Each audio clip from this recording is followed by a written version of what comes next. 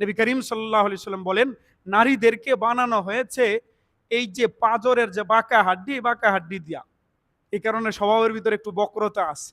সুবহানাল্লাহ, কি আশ্চর্য কথা, কি হিকমতের কথা। নবীজি বলেন, যদি তুমি ফাইন ইস্তামতা বিহা ওয়া বিহা ইওয়াজ, তুমি যদি এর থেকে ফায়দা নিতে চাও, এর নিয়ে সংসার করতে চাও, তাহলে তোমার এটা মাইনে নিয়েই করতে হবে যে এর মধ্যে একটু বক্রতা থাকবে, একটু আবেগ থাকবে, এরপরে এটা মাইনে নিয়েই তোমার সংসার করতে হবে। আর তুমি যদি এটাকে সোজা করতে যাও, তাহলে একটা সোজা জিনিস বাঁকা জিনিস পুরোপুরি একটা বাঁকা হাড্ডি রে পুরোপুরি সোজা করতে যেমন গেলে যেমন ভাঙে যাবে, তো তুমি তোমার স্ত্রীরে ভাঙে ফেলাইবা, মানে সংসার ভাঙে ফেলাইবা, তালাক হয়ে যাইব, মানে কিছু তোমার সহ্য থাকতে হবে। এজন্য মালিক সর্বপ্রথম বলেন, এই সহ্য কইরা প্রথমে এদেরকে নসিহত করে বুঝাও। নসিহতে কাজ হইল না, বুঝানো হইল, এত পরিবর্তন হইল না। আল্লাহ পাক দ্বিতীয় নির্দেশনা দিয়ে বলেন, ওয়াহজুরুহুন্না ফিল মাদাজি', তাহলে এদের সাথে বিছানা শেয়ার করো না, বিছানা পৃথক করে দাও, এর সাথে এখন একসাথে ঘুমাইবা না, আলাদা তুমি বিছানা পাতবা, আলাদা অন্য রুমে থাকবা। এবং মুফাসসিরিন কেরাম এর সাথে যুক্ত করেছেন যে যেহেতু শয়ন ভিন্ন করবে, তো কথাও বলবে না, কথাও বন্ধ রাখবে। স্ত্রীর উপর রাগ করছে, স্ত্রী উল্টাপাল্টা করছে, অন্যায় করছে, তো স্ত্রীর উপর রাগ করে কথা বন্ধ রাখবে এবং এর সাথে একসাথে থাকবে না। এটা নারীদের উপরে ভারী। এর দ্বারা আশা করা যায় সংশোধন হয়ে যাবে। যদি এত সংশোধন হইল না, বিছানাও পৃথক করে দিল, কথাবার্তাও কিছুদিন বন্ধ রাখলো, এরপরও স্ত্রী সমাধান হইল না, সংশোধন হইল না, তাহলে কি করবে? ওয়াদরিবুহুন, তাহলে একে হালকা প্রহার করতে পারো। হাদিস শরীফে এসেছে গায়রা মুদাররাব, হালকা প্রহার। হালকা প্রহার কি? হালকা প্রহারের ব্যাখ্যায় উলামায়ে কেরাম লিখেছেন, চেহারায় হইতে পারবে না। কোথায় হইতে পারবে না? চেহারায় হইতে পারবে না, বুকে হইতে পারবে না, কোনো সেন্সিটিভ জায়গায় হইতে পারবে না, যেই জায়গায় আঘাত করলে এর বড় ক্ষতি হওয়ার ভয় আছে। হাড্ডি ভাঙতে পারবে না এবং চামড়ায় দাগ করতে পারবে না। কি করতে পারবে না? তাহলে বলেন তো, ইসলাম নারীদেরকে শাসন করার জন্য কত মানে সুচারুরূপে একটা সিস্টেম বলে দিছে না? কয়দিন আগে এই যে এই বিধান, আফগানিস্তান যেহেতু কোরআন সুন্নাহ মোতাবেক চলছে, তো কয়দিন আগে এটাকে মানে এটার ব্যাপারে মানে সাংবাদিকরা লেখছে যে আফগানিস্তানে নারীকে হাড্ডি ভাঙার আগ পর্যন্ত এবং চামড়ায় দাগ পড়ার আগ পর্যন্ত পিটানোর অনুমতি দেওয়া হয়েছে। চিন্তা করছেন নাস্তিকগুলার কাজ? ওরা খালি আফগানিস্তানের পিছে লেগে আছে। আফগানিস্তানে বরং এই আইন করছে যে নারীদেরকে প্রহার করা যাবে না, এতটুকু প্রহার করলে এর ব্যাপারে অ্যাকশন হবে না, যে শুধু হালকা প্রহার করছে। কিন্তু যদি দাগ পড়ে যায় তাহলে এর বিরুদ্ধে অ্যাকশন হবে, মামলা হবে, ইসলামী শাসন এর ব্যাপারে মানে এর পানিশমেন্টের আওতায় নিবে, হাড্ডি ভেঙে গেলে নিবে। আচ্ছা বলেন তো, এখানে কি আফগানিস্তানের সরকার পিটাইতে বলছে নাকি বেশি পিটাইতে না করছে? বেশি পিটাইলে খবর আছে, বাকি হালকা পাতলা পিটানোর কারণে যদি আবার মামলা হয়ে যায় তাহলে আবার মানুষ চলবো কেমনে?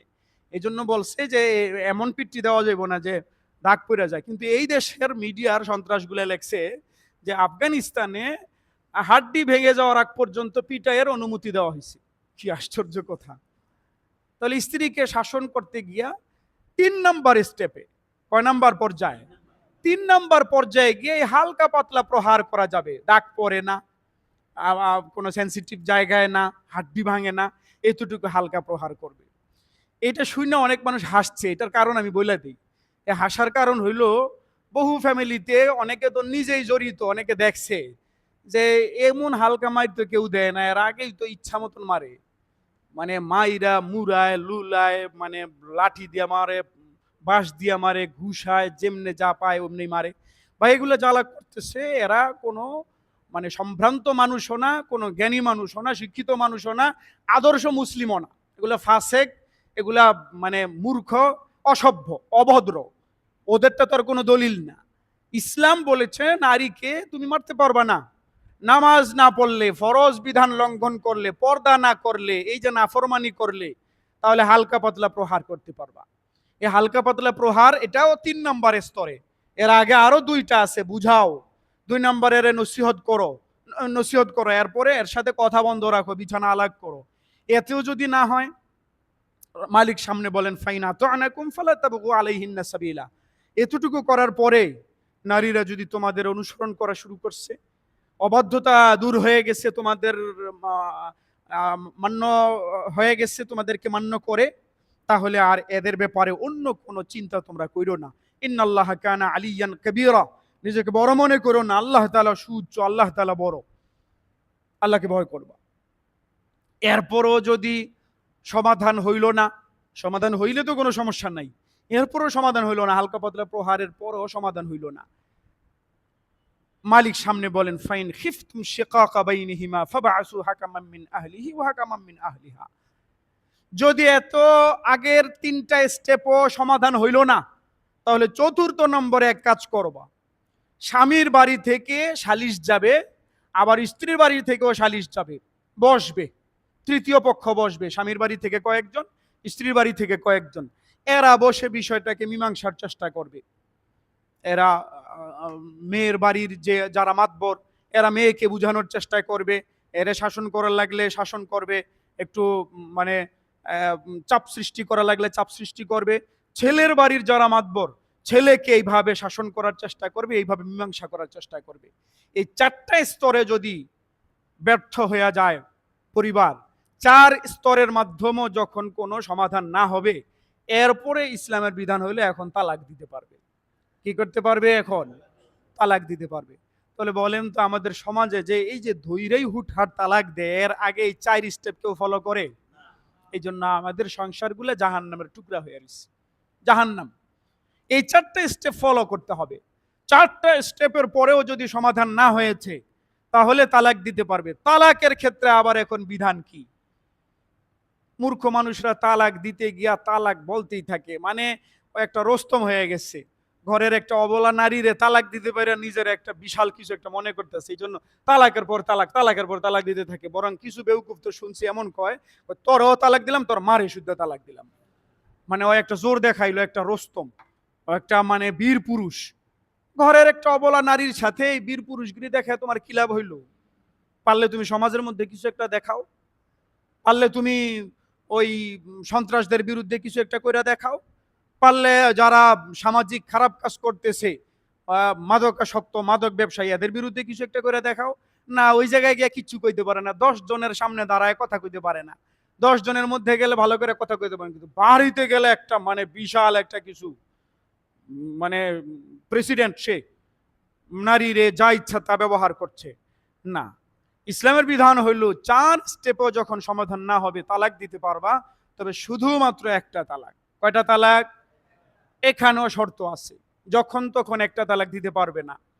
এমন পবিত্রতার নাপাক অবস্থায় তালাক দিতে পারবে না। কি অবস্থায়?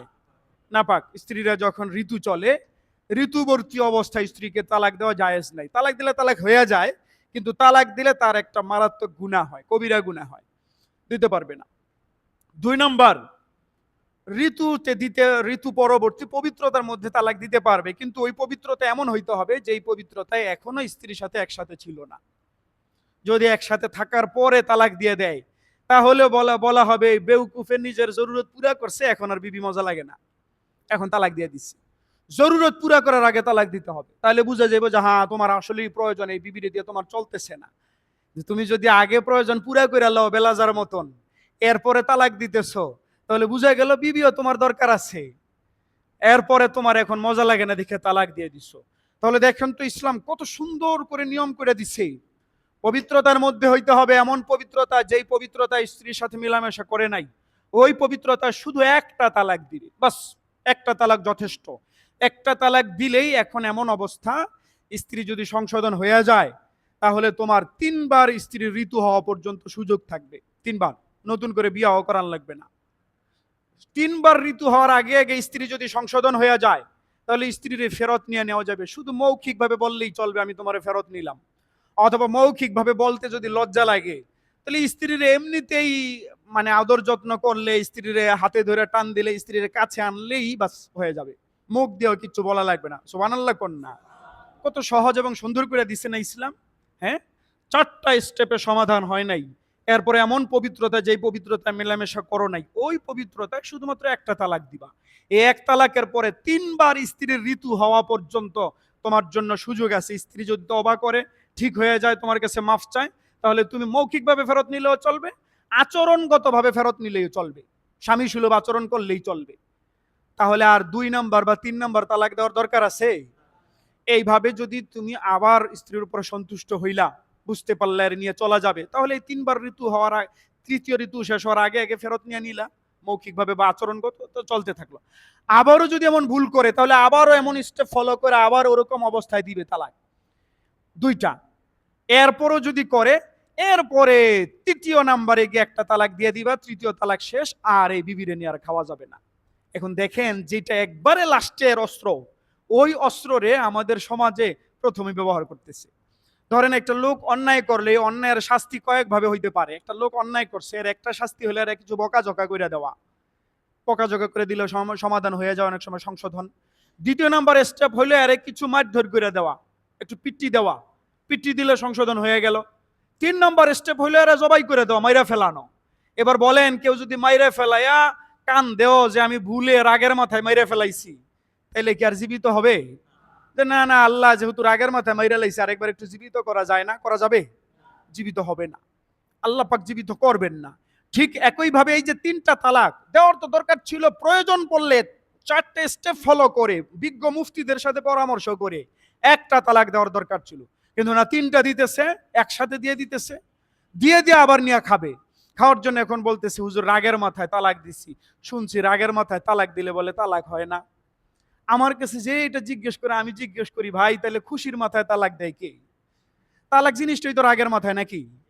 কোন বেউকুফ এমন আছে যে বউ দারুণ ইলিশ মাছ রান্না করছে, খুব মজা হয়েছে, এই ইলিশ মাছের মজায় যে রান্নাটা দারুণ হয়েছে, তোমার 2টা তালাক হাদিয়া দিয়ে দিলাম, এমন আছে? তালাক দেয়ই তো রাগের মাথায়, তালাক জিনিসটাই তো রাগের। অনেক যে না, গর্ভে বাচ্চা থাকলে বলে তালাক হয় না। গর্ভে বাচ্চা থাকাকালীনও তালাক দেওয়া নিষেধ, এই জন্য নিষেধ। গর্ভে বাচ্চা থাকাকালীন তালাক দিলে এই বিবির কষ্ট হবে বেশি, কারণ তখন এর ইদ্যত বা স্বামীর থেকে ছুটার সময়সীমা হলে বাচ্চা ভূমিষ্ঠ হওয়ার আগ পর্যন্ত, তাহলে এর জন্য কষ্ট হয়ে যাবে না? একটা বাচ্চা অনাগত, এর একটা ক্ষতি হয়ে যাবে, এর দেখাশোনা করবে কে? তো দেখেন ইসলাম কত সুন্দর। আমরা যদি এই জিনিসগুলো ফলো করতাম, তাহলে তো আমাদের সংসারগুলো কেমন সুন্দর হইতো। আমার ভাইরা, আমি আশা করি অল্প সময়ে কথাগুলো আমি বুঝাইতে পেরেছি। এখানে যারা আছে, নতুন বিয়ে শাদী করছে, জুয়ান আছে, বুড়া আছে, যেমনই আছে, সাবধান, স্ত্রীর সাথে বাহাদুরি দেখায় না, এটা কোনো বাহাদুরি না। নবীজি হাদিসে বলেছেন, খিয়ারুকুম খিয়ারুকুম লি আহলি ওয়া আনা খিয়ারুকুম লি আহলি। তোমাদের মধ্যে সবচাইতে উত্তম ওই লোক, যেই লোক তার পরিবারের সাথে উত্তম, পরিবারের সাথে উত্তম আচরণ করে। বিবি যাকে বলে যে আমার স্বামী ভালো, ওই স্বামী ভালো। যে আমার স্বামীর আচরণ ভালো, ওই স্বামীর আচরণ ভালো। যেই স্বামীর আচরণ বাইরে দারুণ খুশি, চায়ের রেস্টুরেন্টে খুব খুশি, বন্ধুদের সাথে খুব খুশি, কিন্তু বিবির সাথে দাজ্জালের মতন আচরণ করে, ওই স্বামী আদর্শ স্বামী না। নবীজি বলেন, যে স্ত্রীর সাথে পরিবারের সাথে ভালো, সে ভালো। আর আমি আমার স্ত্রীর পরিবারের সাথে সবচাইতে ভালো আচরণ করি। সুবহানাল্লাহ বলেন। নবীজির সুন্নাহ এটা, স্ত্রী পরিবারের সাথে ভালো আচরণ করা।